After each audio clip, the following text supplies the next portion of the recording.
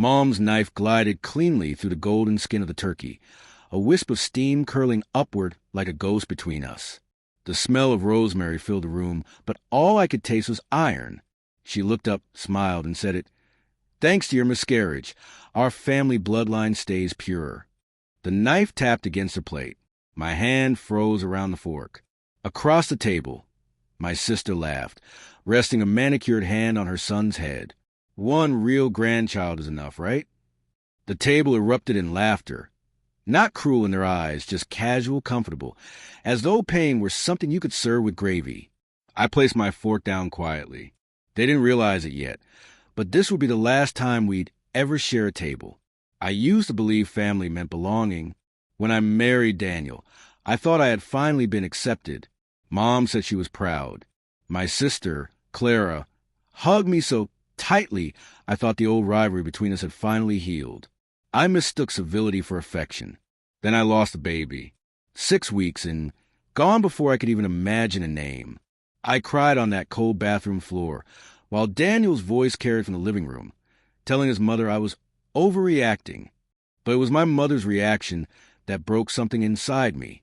Maybe it's for the best, she said, calmly sipping her tea. Clara's boy will carry the family name. It keeps things simple. That was the moment something in me went still. Not shattered, just silent. Months slipped by. I stayed quiet, watching from the background while they forgot I still had ears. Mom bragged about Clara's husband's promotion. Clara joked that I was the barren one. Daniel laughed too easily when they mocked me. That's when I started listening differently, observing, not reacting. Patterns emerged. Mom held all the financial power, even over me. The inheritance she'd promised came with condition, family stability. Clara's husband managed Dad's old company. Daniel handled the accounts. And me? I was the fool who trusted them. Then came the late-night messages. Daniel and Clara. Innocent enough at first glance, but heavy with meaning between the lines. You understand me? One said. She'll never find out. Said another. I didn't cry. I didn't confront. I planned. Step 1, patience.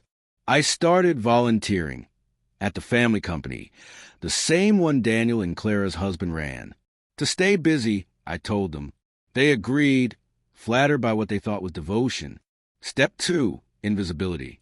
No one notices a quiet woman in the corner taking notes. No one questions her when she offers to help with the paperwork. That's how I learned where the money went, how names appeared and vanished, how Clara's husband funneled funds through fake vendors, and how Daniel signed off blindly. Step 3, truth. I gathered proof for months, emails, transfers, forged signatures. Then I went to my father's old lawyer, the one Mom thought she'd fired long ago. He smiled when he saw me. Your father always said you were the one made of steel. He helped me rewrite the ending. Thanksgiving came quickly, my final test of restraint. I baked the pecan pie myself, Mom's favorite. As it cooled, my phone buzzed. The lawyer's message flashed on the screen. All accounts frozen. Assets flagged.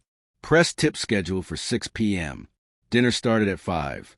When I walked in, Mom was already scolding the staff. Clara's husband boasted about their new beach house, bought with company funds, though he didn't know I knew that. Daniel poured wine, blissfully unaware. I sat across from them, smiling, steady. Mom carved the turkey. The room filled with laughter.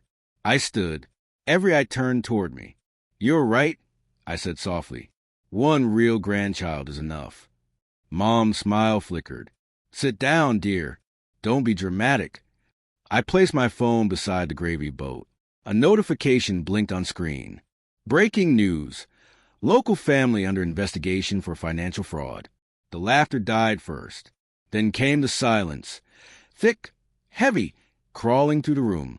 Clara grabbed her husband's hand. He was already checking his phone. Daniel looked at me, his face draining of color as the truth sank in. I leaned forward. You all thought I was weak, but I don't break. I calculate. Mom's knife trembled. What did you do? I just told the truth, I said. The one thing you taught me never to do. Phones buzzed across the table. Lawyers, reporters, the sound of their empire collapsing. I watched each face crumble in real time. Clara's husband, exposed. Daniel, implicated. Mom, stripped of control. I raised my glass. To family, I said. No one moved. When I stepped outside, the air was cold. The stars seemed sharper, freer somehow. I didn't look back. By morning, the headlines confirmed everything: fraud, tax evasion, scandal. Daniel's name trended for all the wrong reasons. Clara's perfect image shattered. Mom stopped calling altogether. I didn't smile. I didn't cry. I just sat by the window, letting the silence settle. For the first time, peaceful and complete.